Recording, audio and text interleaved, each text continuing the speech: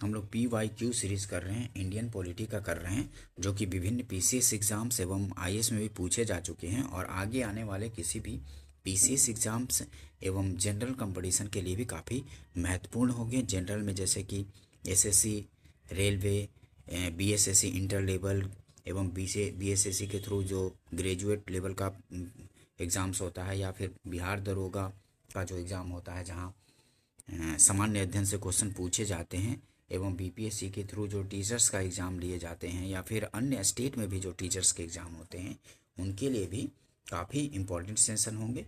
ठीक है दोस्तों, इंडियन पॉलिटी का कर रहे हैं, भारतीय राज्य व्यवस्था एवं शासन से संबंधित PYQ कर रहे हैं। ठीक है, चलिए स्टार्ट करते हैं। लोकसभा और राज्यसभा की संयुक्त बैठक किसके द्वारा आयोजित की जाती है? तो किसके द्वारा आयोजित की जाती है? लोकसभा और राज्यसभा की संयुक्त बैठक राष्ट्रपति द्वारा आयोजित की जाती है। ठीक है, ए आंसर हो जाएगा। एक्सप्लेनेशन देखिए, संविधान के अनुच्छेद 108 के तहत किसी विधेयक पर दोनों सदनों के मध्य गतिरोध की स्थिति में लोकसभा और राज्यसभा की संयुक्त बैठक राष्ट्रपति द्वारा आहूत की जा सकती है। अनुच्छेद 118(4) के तहत दोनों सदनों की संयुक्त बैठक की अध्यक्षता लोकसभा अध्यक्ष द्वारा की जाती है। ठीक है, ये संविधान के अनुच्छेद 108 के तहत ये दोनों सदनों के संयुक्त बैठक का प्रावधान किया गया है, राष्ट्रपति द्वारा आहूत की जाती है, ध्यान रखेंगे। नेक्स्ट क्वेश्चन देखते हैं। अनुच्छेद 108 के अंतर्गत लोकसभा और राज्यसभा की संयुक्त बैठक आहूत की जाती है, किनके द्वारा? तो राष्ट्रपति द्वारा की जाती है।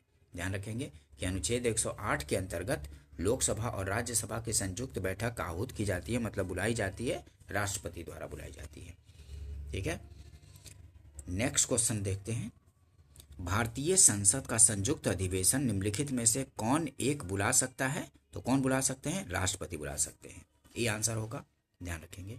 नेक्स्ट क्वेश्चन देखते हैं। भारत के राष्ट्रपति से संबंधित निम्नलिखित कथनों में से कौन सा एक सही नहीं है? तो भारत के राष्ट्रपति से संबंधित निम्नलिखित कथनों में से कौन सा एक सही नहीं है चुनना है। ठीक है, ध्यान रखेंगे, शब्दों पे नहीं या है पूछ रहा है। तो वह संसद का एक संघटक भाग है, तो राष्ट्रपति संसद का संघटक भाग है, मतलब भाग है संसद का, सही है। वह दोनों सदनों में चर्चा में भाग लेता है, चर्चा में भाग नहीं लेते हैं राष्ट्रपति, ये गलत हो गया। ठीक है, ये बी ऑप्शन गलत हो गया। वह प्रत्येक वर्ष दोनों सदनों की संयुक्त बैठक को संबोधित करता है, तो सही है ये। वह किन्हीं परिस्थितियों में अध्यादेश लागू कर सकता है, तो ये भी सही है। ठीक है, तो ए, सी और डी सही हो गया, बी गलत हो गया, तो नहीं पूछ रहा था, तो बी आंसर हो गया। देखिए एक्सप्लेनेशन। भारतीय संविधान के अनुच्छेद 79 के अंतर्गत भारत का राष्ट्रपति संसद का एक संघटक भाग है। वह प्रत्येक वर्ष दोनों सदनों की संयुक्त बैठक को संबोधित करता है तथा वह संविधान के अनुच्छेद 123 के तहत विशेष परिस्थितियों में अध्यादेश जारी कर सकता है, परंतु वह दोनों सदनों में चर्चा में भाग नहीं लेता है। ध्यान रखेंगे, दोनों सदनों में चर्चा में भाग नहीं लेते हैं राष्ट्रपति। नेक्स्ट क्वेश्चन देखते हैं। भारत के राष्ट्रपति ने जिस एकमात्र मामले में अपनी वीटो शक्ति का प्रयोग किया, वह था कौन से एकमात्र मामले में राष्ट्रपति ने वीटो शक्ति का प्रयोग किया था? तो वो था भारतीय डाकघर संशोधन विधेयक के मामले में। ठीक है, भारत के राष्ट्रपति जिस एकमात्र मामले में अपने वीटो की शक्ति का प्रयोग किया था, वह था भारतीय डाकघर संशोधन विधेयक, सी आंसर होगा। ध्यान रखेंगे, काफ़ी बार पूछे जाते हैं, रिपीट होते हैं। पेप्सू विनियोग विधेयक के मामले में 1954 में राष्ट्रपति डॉक्टर राजेंद्र प्रसाद ने आत्यंतिक ऑब्सोल्यूट वीटो का प्रयोग किया था, जबकि 1986 में राष्ट्रपति ज्ञानी जैल सिंह ने, कब? 1986 में ज्ञानी जैल सिंह जो राष्ट्रपति थे उस समय के, ने भारतीय डाकघर संशोधन विधेयक पर पॉकेट वीटो का प्रयोग किया। आत्यंतिक वीटो मंत्रिमंडल की इच्छाधीन होता है, अतः पॉकेट वीटो ही स्वेच्छा से किया गया माना जाएगा।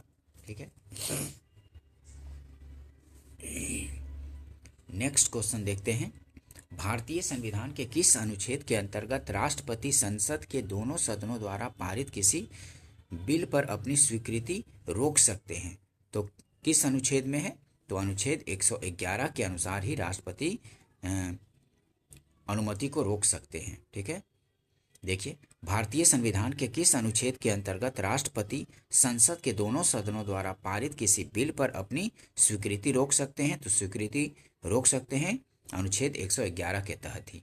ठीक है, अनुमति दे भी सकते हैं और रोक भी सकते हैं अनुच्छेद 111 के तहत ही। भारतीय संविधान के अनुच्छेद 111 के अंतर्गत यह प्रावधान किया गया है कि राष्ट्रपति संसद के दोनों सदनों द्वारा पारित विधेयक पर स्वीकृति प्रदान करेगा या अपनी स्वीकृति रोक लेगा, अथवा विधेयक धन विधेयक के अतिरिक्त, मतलब धन विधेयक को छोड़कर, को पुनर्विचार हेतु सदनों को लौटा सकेगा। ठीक है, धन विधेयक को नहीं लौटाया जा सकता है राष्ट्रपति द्वारा, लेकिन इसके अतिरिक्त और कोई विधेयक है तो पुनर्विचार हेतु सदनों को पुनर्विचार के लिए लौटाया भी जा सकता है, ध्यान रखेंगे। नेक्स्ट क्वेश्चन देखते हैं। जब कोई विधेयक संसद के दोनों सदनों द्वारा पारित कर दिया गया है तो निम्नलिखित में से किसको उस विधेयक पर अनुमति रोकने का अधिकार प्राप्त है? तो राष्ट्रपति को प्राप्त है। ध्यान रखेंगे कि जब कोई विधेयक संसद के दोनों सदनों द्वारा पारित कर दिया गया है तो निम्नलिखित में से किसको उस विधेयक पर अपनी अनुमति रोकने का अधिकार प्राप्त है? तो राष्ट्रपति को प्राप्त है, ये आंसर होगा। नेक्स्ट क्वेश्चन देखते हैं। निम्नलिखित में से कौन सी राष्ट्रपति की स्वविवेकी शक्ति है? तो इनमें से कौन सी राष्ट्रपति की स्वविवेकी शक्ति है? तो इनमें स्वविवेकी शक्ति है मंत्रिपरिषद की नियुक्ति नहीं, विधेयक को आपत्तियों सहित वापस भेजना, विधेयक को आपत्तियों सहित वापस भेजना ये होगा, और विधेयक को रोक कर रखना और क्षमा प्रदान करना ये नहीं, संयुक्त अधिवेशन की अधिसूचना जारी करना नहीं, ये संसद को संदेश भेजना। ठीक है, स्वविवेकी शक्ति राष्ट्रपति की है कौन कौन सी? तो विधेयक को आपत्तियों सहित वापस भेजना और विधेयक को रोक कर रखना और संसद को संदेश भेजना। ठीक है, 2, 3 और 6 आंसर हो जाएगा, तो ई आंसर हो जाएगा 2, 3 और 6। देखिए एक्सप्लेनेशन। राज्यसभा और लोकसभा से पारित होकर राष्ट्रपति के पास आए हुए विधेयक, धन विधेयक के अतिरिक्त धन विधेयक को छोड़कर, को राष्ट्रपति द्वारा आपत्तियों सहित वापस भेजना, विधेयक को रोक कर रखना, संसद को संदेश भेजने की शक्ति राष्ट्रपति की स्वविवेकी शक्तियां हैं। अनुच्छेद 86(2) के तहत राष्ट्रपति संसद को संदेश भेज सकता है। ठीक है, ध्यान रखेंगे। नेक्स्ट क्वेश्चन देखते हैं।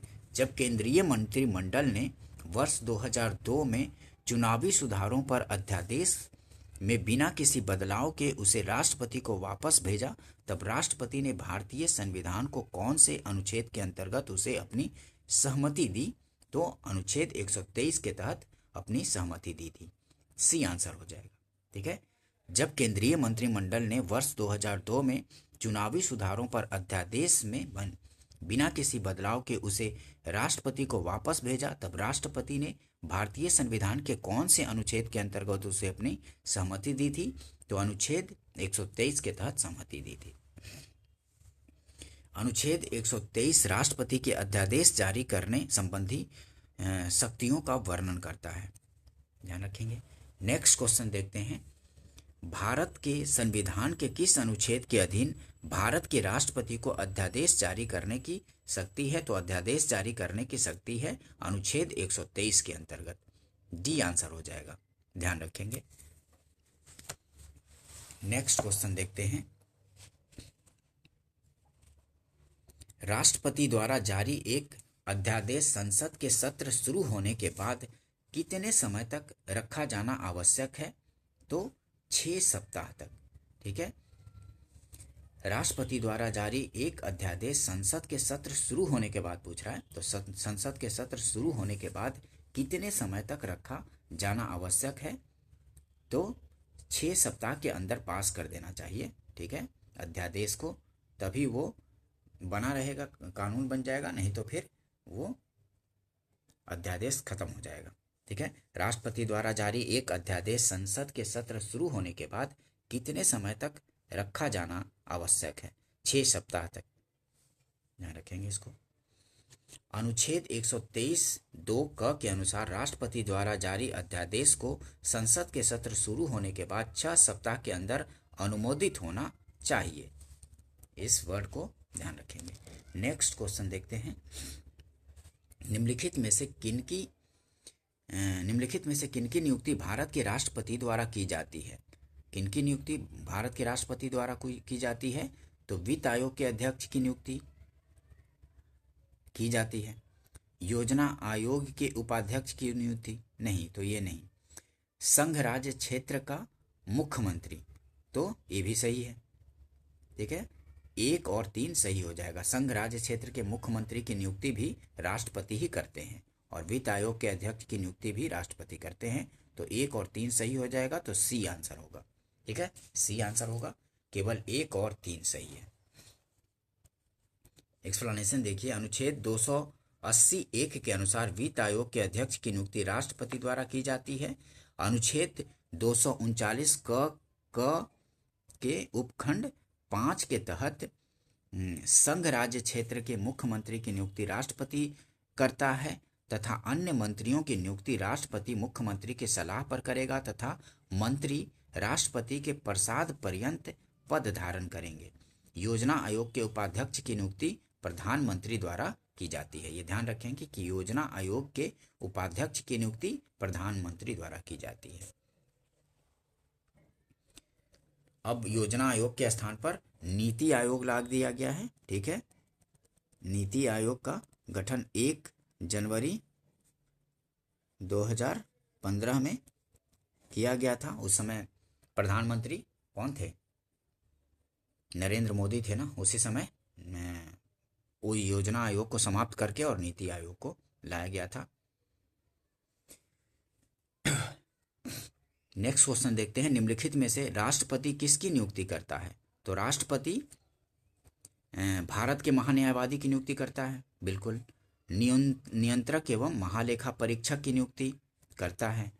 एक राज्य का राज्यपाल, ये भी करते हैं। तो उपरोक्त सभी हो जाएगा, ठीक है। तीनों की नियुक्ति राष्ट्रपति करते हैं, तो उपरोक्त सभी हो जाएगा। डी आंसर होगा। देखिए एक्सप्लेनेशन। राष्ट्रपति संविधान के अनुच्छेद 76 के अनुसार महान्यायवादी, अनुच्छेद 148 के तहत नियंत्रक एवं महालेखा परीक्षक तथा 155 के तहत राज्यों के राज्यपाल की नियुक्ति करता है, तो ध्यान रखेंगे इसको। नेक्स्ट क्वेश्चन देखते हैं। निम्न में से भारत का राष्ट्रपति किसकी नियुक्ति नहीं करता है? तो भारत के राष्ट्रपति जो हैं, इनमें से किसकी नियुक्ति नहीं करते हैं? तो उपराष्ट्रपति की नियुक्ति नहीं करते हैं, ठीक है। उपराष्ट्रपति की नियुक्ति राष्ट्रपति नहीं करते हैं।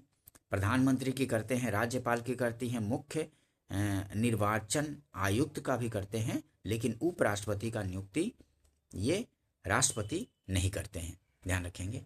देखिए, राष्ट्रपति उपराष्ट्रपति की नियुक्ति नहीं करता है। अनुच्छेद 66 के अनुसार उपराष्ट्रपति का निर्वाचन होता है, ध्यान रखेंगे। उपराष्ट्रपति का निर्वाचन होता है अनुच्छेद 66 के अनुसार। राष्ट्रपति नियुक्त नहीं करते हैं इनको।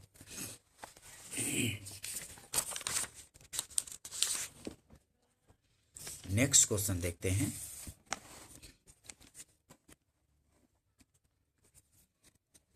संविधान असाधारण परिस्थितियों में राष्ट्रपति को राज्यपाल के कृत्यों के निर्वहन हेतु उपबंध कर सकता है।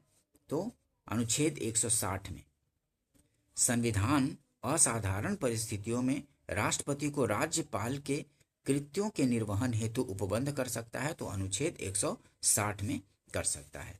संविधान के अनुच्छेद 160 के तहत राष्ट्रपति आकस्मिक या असाधारण परिस्थितियों में राज्यपाल के कृत्यों के निर्वहन हेतु उपबंध कर सकता है। ध्यान रखेंगे कि संविधान के अनुच्छेद 160 के तहत राष्ट्रपति आकस्मिक या असाधारण परिस्थितियों में राज्यपाल के कृत्यों के निर्वहन हेतु उपबंध कर सकता है। नेक्स्ट क्वेश्चन देखते हैं। भारतीय संविधान भारत के राष्ट्रपति को अधिकार नहीं देता, किसका अधिकार नहीं देता? तो राज्यों के मुख्यमंत्री की नियुक्ति का। राष्ट्रपति को अधिकार नहीं देता तो राज्यों के मुख्यमंत्री की नियुक्ति का अधिकार नहीं देता है। इस बात को ध्यान रखेंगे। भारतीय संविधान भारत के राष्ट्रपति को अधिकार नहीं देता तो राज्यों के मुख्यमंत्री की नियुक्ति ये नहीं करते हैं। ठीक है, राज्यपाल करते हैं ना, राज्यों के मुख्यमंत्री की नियुक्ति राष्ट्रपति नहीं करते हैं। प्रधानमंत्री की नियुक्ति तो करते हैं राष्ट्रपति। रक्षा बलों के सर्वोच्च कमांडर होने का, तो रक्षा बलों के सर्वोच्च कमांडर होने का तो है, सर्वोच्च कमांडर होते हैं राष्ट्रपति। किसी के ये देश के किसी भाग में आपातकालीन स्थिति लागू करने का ये भी अधिकार है इनको, राष्ट्रपति को। लेकिन ये अधिकार नहीं है बी वाला कि राज्यों के मुख्यमंत्री की नियुक्ति का। राज्यों के मुख्यमंत्री के एक्सप्लेनेशन देखिए। अनुच्छेद 164(1) के अनुसार राज्यों के मुख्यमंत्री की नियुक्ति का अधिकार राज्यपाल को है। नेक्स्ट क्वेश्चन देखते हैं। भारतीय संविधान का कौन सा अनुच्छेद राष्ट्रपति को उच्चतम न्यायालय से परामर्श करने की शक्ति प्रदान करता है? तो अनुच्छेद 143 है। राष्ट्रपति को उच्चतम न्यायालय, सर्वोच्च न्यायालय से परामर्श करने की शक्ति प्रदान करता है। 143वां अनुच्छेद, अनुच्छेद 143 सी आंसर होगा। भारतीय संविधान का कौन सा अनुच्छेद राष्ट्रपति को उच्चतम न्यायालय से परामर्श करने की शक्ति प्रदान करता है? तो अनुच्छेद 143 है, सी आंसर होगा। एक्सप्लेनेशन देखिए। भारतीय संविधान का अनुच्छेद 143 राष्ट्रपति को विधि या तथ्य के व्यापक महत्व के प्रश्न के संदर्भ में उच्चतम न्यायालय से परामर्श की शक्ति प्रदान करता है। नेक्स्ट क्वेश्चन देखते हैं। भारत के राष्ट्रपति की शक्तियों के बारे में निम्नांकित में से कौन एक सही नहीं है? तो भारत के राष्ट्रपति की शक्तियों के बारे में निम्नांकित में से कौन एक सही नहीं है? तो राष्ट्रपति को सर्वोच्च न्यायालय के परामर्श को स्वीकार करना चाहिए। राष्ट्रपति को सर्वोच्च न्यायालय से परामर्श को स्वीकार करना चाहिए। नहीं, ऐसा कोई बाध्यता नहीं है। ठीक है, परामर्श तो लेते हैं लेकिन बाध्यता नहीं है कि राष्ट्रपति उसको स्वीकार ही करेंगे। तो यही गलत हो गया। ठीक है, सही नहीं पूछ रहा था तो यही सही नहीं है, ये वाला। और देखिए ऑप्शन, आपातकालीन शक्तियां,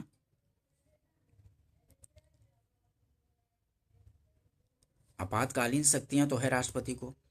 राज्यों में राष्ट्रपति शासन को आगे बढ़ाने की शक्ति भी है और राष्ट्रपति सर्वोच्च न्यायालय के परामर्श को स्वीकार अथवा अस्वीकार कर सकता है। ये सही है। ठीक है, लेकिन यही गलत नहीं है, ए वाला। तो ए आंसर हो जाएगा, सही नहीं पूछ रहा है। देखिए और एक्सप्लेनेशन देखते हैं। संविधान के अनुच्छेद 143 के तहत राष्ट्रपति को सर्वोच्च न्यायालय से किसी विषय पर परामर्श प्राप्त करने की शक्ति है, परंतु उस पर परामर्श को स्वीकार करने की बाध्यता नहीं है। ये ध्यान रखेंगे। इसलिए विकल्प ए सही नहीं है, तो यही आंसर हो गया। नेक्स्ट क्वेश्चन देखते हैं। संविधान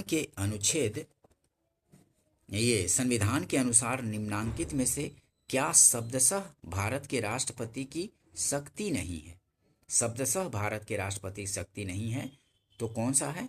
संसद के सदनों को संदेश भेजना, ये शब्दशः राष्ट्रपति की शक्ति नहीं है। संसद के सदनों को संदेश भेजना, ये शब्दशः भारत के राष्ट्रपति की शक्ति नहीं है। बाकी है अध्यादेशों का प्रख्यापन, उच्चतम न्यायालय से परामर्श करना और क्षमा दान करना, ये सब है। लेकिन संसद के सदनों को संदेश भेजना शब्दशः भारत के राष्ट्रपति की शक्ति नहीं है, सी आंसर हो जाएगा। एक्सप्लेनेशन देखिए। संसद के सदनों को संदेश भेजना अनुच्छेद 86 के अनुसार राष्ट्रपति का अधिकार है, जबकि अनुच्छेद 72 क्षमा दान की राष्ट्रपति की शक्ति, अनुच्छेद 123 अध्यादेश निर्मित करने की राष्ट्रपति की शक्ति और अनुच्छेद 143 उच्चतम न्यायालय से परामर्श करने की राष्ट्रपति की शक्ति शब्दशः शक्ति के रूप में उल्लेखन करते हैं। ठीक है, लेकिन जो संसद के सदनों को संदेश भेजना अनुच्छेद 86 के अंतर्गत राष्ट्रपति का अधिकार है और बाकी शक्ति के रूप में वर्णित किया गया है संविधान में। और इसके बारे में बोला गया है अधिकार। शब्द सह पूछ रहा है कि क्या शब्द संविधान में लिखा गया है, उसके अनुसार पूछ रहा है। भारत के राष्ट्रपति को यह अधिकार नहीं प्राप्त है कि वह सर्वोच्च न्यायालय के न्यायाधीश को हटाए। ठीक है, सर्वोच्च न्यायालय के न्यायाधीश को हटाने का अधिकार किसको है? संसद को है। ठीक है, राष्ट्रपति को अधिकार, भारत के राष्ट्रपति को यह अधिकार नहीं प्राप्त है कि वह सर्वोच्च न्यायालय के न्यायाधीश को हटाए। तो यही आंसर हो जाएगा बी। क्षमादान करने का अधिकार है, आपातकाल की घोषणा करें, ये भी सही है। अध्यादेश जारी करने का भी अधिकार है, लेकिन कौन सा अधिकार प्राप्त नहीं है? तो सर्वोच्च न्यायालय के न्यायाधीश को हटाने का अधिकार नहीं है। बी आंसर हो जाएगा। संसद को अधिकार प्राप्त है। देखिए, अनुच्छेद 124 के खंड 4 के अनुसार सर्वोच्च न्यायालय के किसी न्यायाधीश को उसके पद से तब तक नहीं हटाया जाएगा जब तक साबित कदाचार या अक्षमता के आधार पर ऐसे हटाए जाने के लिए संसद के प्रत्येक सदन द्वारा अपनी कुल सदस्य संख्या के बहुमत द्वारा तथा उपस्थित तथा मतदान देने वाले सदस्यों के कम से कम 2/3 बहुमत द्वारा समर्थित समावेदन राष्ट्रपति के समक्ष उसी सत्र में रखे जाने पर राष्ट्रपति ने उसे हटाने का आदेश नहीं दे दिया है। ठीक है, मतलब कि उनको संसद के प्रत्येक सदन का बहुमत, फिर उपस्थित और मत देने वाले का 2/3 और दोनों सदन से पास होने के बाद राष्ट्रपति के समक्ष उसी सत्र में रखे जाने पर राष्ट्रपति ने उसे मतलब स्वीकार कर लेते हैं तो वो हटा दिए जाते हैं। ठीक है, ध्यान रखेंगे इसको, संसद द्वारा हटाया जाता है। राष्ट्रपति की क्षमा आदि की शक्ति एक क्या है? राष्ट्रपति की क्षमा आदि की शक्ति एक न्यायिक शक्ति है। क्षमा की शक्ति जो है, राष्ट्रपति की क्षमा दान की जो शक्ति होती है, क्या होती है? न्यायिक शक्ति है। बी आंसर होगा। देखिए, संविधान के अनुच्छेद 72 के तहत राष्ट्रपति को क्षमा आदि की तथा कुछ मामलों में दंडादेश के निलंबन, परिहार, लघुकरण की न्यायिक शक्ति प्राप्त है।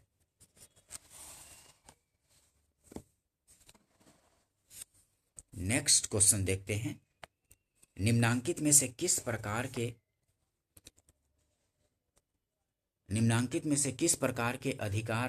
प्राधिकार भारत के राष्ट्रपति को प्राप्त है? निम्नांकित में से किस प्रकार के प्राधिकार भारत के राष्ट्रपति को प्राप्त है? तो किस प्रकार के प्राधिकार राष्ट्रपति को प्राप्त है? तो औपचारिक और विधिक, और कौन सा? तो संवैधानिक और नाम मात्र, ये दोनों अधिकार राष्ट्रपति को प्राप्त हैं। वास्तविक और लोकप्रिय नहीं, राजनीतिक और नाम मात्र, ये भी नहीं। ये कौन कौन सा प्राधिकार राष्ट्रपति को है? तो औपचारिक और विधिक और संवैधानिक और नाम मात्र का, इनको अधिकार प्राप्त है राष्ट्रपति को। तो डी आंसर हो जाएगा, दूसरा और चौथा। भारत के राष्ट्रपति को संविधान के तहत प्राप्त प्राधिकार औपचारिक एवं विधिक तथा संवैधानिक और नाम मात्र है। ध्यान रखेंगे, वास्तविक अधिकार किनको है? प्रधानमंत्री को है, राष्ट्रपति को नहीं। देखिए, नेक्स्ट क्वेश्चन देखते हैं। भारतीय संविधान के अनुसार भारत के राष्ट्रपति का यह कर्तव्य है कि वे निम्नलिखित में से किनको संसद के पटल पर रखवाए। किनको संसद के पटल पर रखवाने का अधिकार है राष्ट्रपति को? तो संघ वित्त आयोग की सिफारिशों को सही है। लोक लेखा समिति के प्रतिवेदन को नहीं। नियंत्रक महालेखा परीक्षक के प्रतिवेदन को, तो नियंत्रक महालेखा परीक्षक के प्रतिवेदन को भी, ये भी सही है। और राष्ट्रीय अनुसूचित जाति आयोग के प्रतिवेदन को, तो चौथा भी सही है। पहला, तीसरा और चौथा सही हो गया, ये दूसरा नहीं सही है। तो 1, 3 और 4 सही, तो सी आंसर हो जाएगा। ध्यान रखेंगे, सी आंसर होगा। नेक्स्ट क्वेश्चन देखते हैं।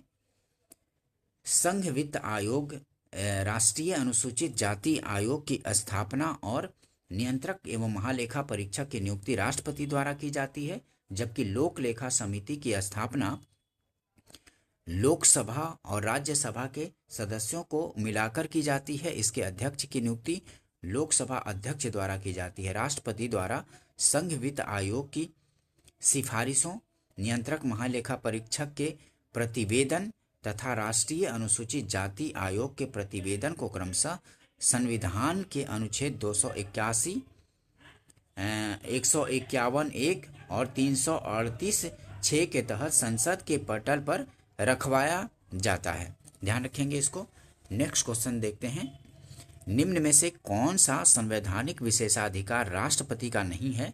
तो इनमें से कौन सा जो है संवैधानिक विशेषाधिकार राष्ट्रपति का नहीं है? तो वित्तीय बिल को पुनर्विचार हेतु लौटाना, ये राष्ट्रपति का संवैधानिक विशेषाधिकार नहीं है। ठीक है, वित्तीय बिल को पुनर्विचार हेतु लौटाने का राष्ट्रपति का ये अधिकार नहीं है, विशेषाधिकार। साधारण बिल को पुनर्विचार हेतु तो लौटा देते हैं, लोकसभा को भंग भी करते हैं और प्रधानमंत्री की नियुक्ति करना ये भी है, लेकिन वित्तीय बिल को पुनर्विचार हेतु नहीं लौटाया जा सकता राष्ट्रपति द्वारा। तो नहीं पूछ रहा था, तो बी आंसर हो जाएगा। ध्यान रखेंगे इसको। नेक्स्ट क्वेश्चन देखते, ये एक्सप्लेनेशन देखते हैं। राष्ट्रपति वित्तीय बिल को अनुच्छेद 111 के तहत अन्य साधारण बिलों की तरह पुनर्विचार हेतु लौटा नहीं सकता है। अन्य तीनों विकल्प राष्ट्रपति के संवैधानिक विशेषाधिकार हैं। वस्तुतः वित्तीय बिल सदन में राष्ट्रपति की सिफारिश के बाद ही विचार हेतु प्रस्तुत किए जाते हैं। ठीक है, ध्यान रखेंगे। वित्तीय बिल लाया जाता है तो राष्ट्रपति की सिफारिश के बाद ही लाया जाता है, तो उसको नहीं लौटाया जाता है राष्ट्रपति द्वारा पुनर्विचार के लिए। ध्यान रखेंगे इस चीज़ को। नेक्स्ट क्वेश्चन देखते हैं। संसद के लिए राष्ट्रपति का अभिभाषण कौन तैयार करता है? तो कौन तैयार करता है? केंद्रीय मंत्रिमंडल करता है तैयार। संसद के लिए राष्ट्रपति का अभिभाषण कौन तैयार करता है? तो केंद्रीय मंत्रिमंडल तैयार करता है। डी आंसर होगा। एक्सप्लेनेशन देखिए। संसद के लिए राष्ट्रपति का अभिभाषण केंद्रीय मंत्रिमंडल तैयार करता है, क्योंकि वास्तविक कार्यपालिका शक्ति केंद्रीय मंत्रिमंडल में निहित है। नेक्स्ट क्वेश्चन देखते हैं। कथन और कारण का प्रश्न है। भारत का राष्ट्रपति ब्रिटिश राजा से भिन्न है। हाँ बिल्कुल, ब्रिटिश राजा से भिन्न है। वहाँ तो वंशानुगत होता है ना, और यहाँ के राष्ट्रपति अप्रत्यक्ष रूप से निर्वाचित किए जाते हैं, तो ये भिन्न है, सही हो गया। और भारत के राष्ट्रपति का पद अमेरिका के राष्ट्रपति से मिलता है नहीं, वहाँ तो अध्यक्षीय शासन प्रणाली है, यहाँ पे संसदात्मक शासन प्रणाली है। यहाँ वास्तविक शक्ति नहीं प्राप्त होती है राष्ट्रपति को, सिर्फ संवैधानिक शक्तियाँ हैं। ठीक है, तो ये गलत हो गया, कारण गलत हो गया। ए सही और आर गलत हो गया, तो सी आंसर हो जाएगा। ठीक है, ए सही परंतु आर गलत। देखिए एक्सप्लेनेशन समझ आएगा। भारत का राष्ट्रपति निर्वाचित होता है और ब्रिटेन का राजा वंशानुगत, अतः दोनों भिन्न हैं। भारत का राष्ट्रपति नाम मात्र का प्रमुख है, जबकि अमेरिकी राष्ट्रपति वास्तविक प्रमुख है। ठीक है, ध्यान रखेंगे। तो ए सही हो गया और आर गलत हो गया। देखिए, भारत का राष्ट्रपति ब्रिटिश राजा से भिन्न है, बिल्कुल भिन्न है, और तो सही हो गया। और भारत के राष्ट्रपति का पद अमेरिका के राष्ट्रपति से मिलता है नहीं मिलता है। नेक्स्ट क्वेश्चन देखते हैं। कथन और कारण का ही प्रश्न है। राष्ट्रपति संसद का भाग है। हाँ सही हो गया। और संसद के दोनों सदनों द्वारा पारित विधेयक बिना राष्ट्रपति की स्वीकृति के कानून नहीं बन सकता, तो कारण भी सही है और सही व्याख्या भी करता है। तो ए आंसर हो जाएगा। ए और आर दोनों सही, और आर ए का सही स्पष्टीकरण है, तो ए आंसर हो गया। देखिए, राष्ट्रपति संसद का भाग है, सही, और संसद के दोनों सदनों द्वारा पारित विधेयक बिना राष्ट्रपति की स्वीकृति के कानून नहीं बन सकता है, तो कारण भी सही है। और दोनों मतलब कि कारण कथन की व्याख्या भी करता है, तो ये आंसर हो जाएगा। नेक्स्ट क्वेश्चन देखते हैं। नेक्स्ट क्वेश्चन देखते हैं, कथन और कारण का ही प्रश्न है। देखिए, कथन है रक्षा बलों का सर्वोच्च कमांडर राष्ट्रपति में निहित है, तो सही है। रक्षा बलों का सर्वोच्च कमांडर राष्ट्रपति में निहित है। रक्षा बलों के समान सर्वोच्च कमांडर होते हैं राष्ट्रपति, सही है। और प्रधानमंत्री सेनापति की हैसियत से राष्ट्रपति की शक्तियां विधायी नियंत्रण से स्वतंत्र हैं। ये प्रधान सेनापति की हैसियत से राष्ट्रपति की शक्तियां विधायी नियंत्रण से स्वतंत्र है, नहीं, स्वतंत्र नहीं है। विधायी शक्तियां, ये विधायी नियंत्रण से स्वतंत्र नहीं है राष्ट्रपति की शक्तियां। प्रधान सेनापति की हैसियत से राष्ट्रपति की शक्तियां विधायी नियंत्रण से स्वतंत्र है, तो ये गलत हो गया। ठीक है, तो ए सही और कारण गलत है, तो सी आंसर हो जाएगा। ठीक है, ए सही परंतु आर गलत। देखिए एक्सप्लेनेशन। संविधान के अनुच्छेद 53(2) के अधीन संघ के रक्षा बलों का सर्वोच्च समादेश सुप्रीम कमांडर राष्ट्रपति में निहित है, परंतु उसका प्रयोग विधि द्वारा विनियमित होने की बात कही गई है। ठीक है, इस प्रकार प्रश्नगत कथन तो सही है परंतु कारण गलत है, तो सी आंसर होगा। नेक्स्ट क्वेश्चन देखते हैं। स्वतंत्र भारत के प्रथम राष्ट्रपति थे, कहाँ से थे? तो बिहार से थे ना, डॉक्टर राजेंद्र प्रसाद। ठीक है, तो सी आंसर हो जाएगा। देखिए, स्वतंत्र भारत के प्रथम राष्ट्रपति डॉक्टर राजेंद्र प्रसाद, वह संविधान सभा के अध्यक्ष भी थे। डॉक्टर राजेंद्र प्रसाद कहाँ से थे? तो बिहार राज्य से थे। नेक्स्ट, कई बार सिंपल से सिंपल भी क्वेश्चन पूछ दिए जाते हैं, तो थोड़ा ध्यान में रखना चाहिए। नेक्स्ट क्वेश्चन देखते हैं। भारत के चौथे राष्ट्रपति कौन थे? तो श्री बीवी गिरी थे। श्री बीवी गिरी भारत के चौथे राष्ट्रपति थे। देखिए एक्सप्लेनेशन। भारत के व्यक्ति अनुसार चौथे राष्ट्रपति श्री बीवी गिरी थे, तथापि कार्यकाल के अनुसार उनका क्रम डॉक्टर राजेंद्र प्रसाद 3 बार, डॉक्टर एस राधाकृष्णन एवं डॉक्टर जाकिर हुसैन के बाद छठा क्रम में आएगा। ठीक है, लेकिन व्यक्ति के रूप में चौथे थे, ध्यान रखेंगे। नेक्स्ट क्वेश्चन देखते हैं। 2 अवधि के लिए भारत के राष्ट्रपति कौन थे? तो 2 अवधि के लिए डॉक्टर राजेंद्र प्रसाद ही थे, बी आंसर हो जाएगा। ठीक है, 2 अवधि के लिए भारत के राष्ट्रपति कौन थे? तो डॉक्टर राजेंद्र प्रसाद थे, बी आंसर होगा। नेक्स्ट क्वेश्चन देखते हैं। सर्वसम्मति से निर्वाचित भारत के राष्ट्रपति थे, तो सर्वसम्मति से निर्वाचित भारत के राष्ट्रपति थे, तो नीलम संजीव रेड्डी थे। ठीक है, सी आंसर हो जाएगा। सर्वसम्मति से निर्वाचित भारत के राष्ट्रपति थे नीलम संजीव रेड्डी थे। एन संजीव रेड्डी सर्वसम्मति से निर्विरोध भारत के राष्ट्रपति चुने जाने वाले एकमात्र व्यक्ति हैं। उनका कार्यकाल 1977 से 1982 था। नेक्स्ट क्वेश्चन देखते हैं। भारतीय राष्ट्रपति के सर्वसम्मति से चुने जाने का अभी तक एकमात्र उदाहरण क्या है?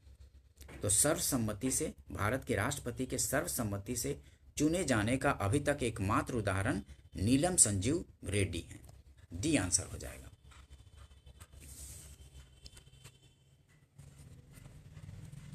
राष्ट्रपति और अवधि देखिए, कौन सी अवधि तक थे राष्ट्रपति?